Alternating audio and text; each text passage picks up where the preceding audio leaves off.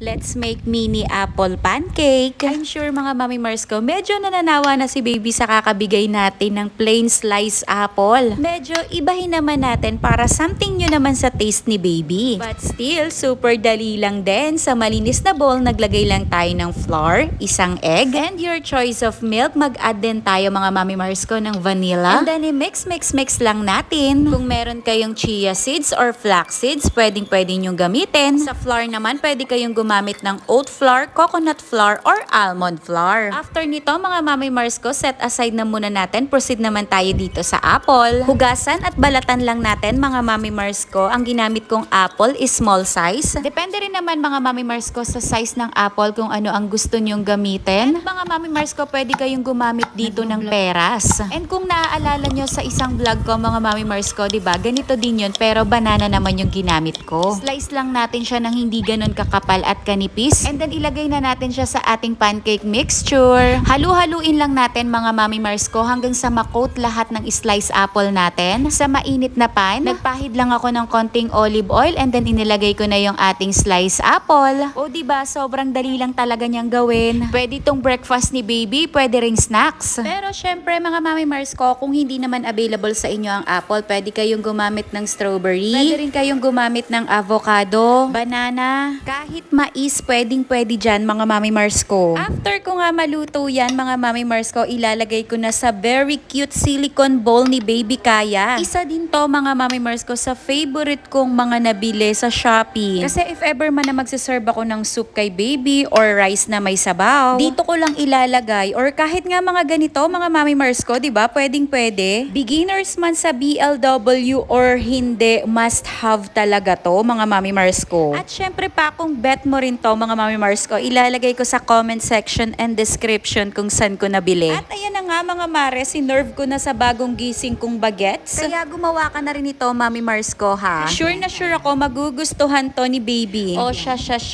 Thank you for watching.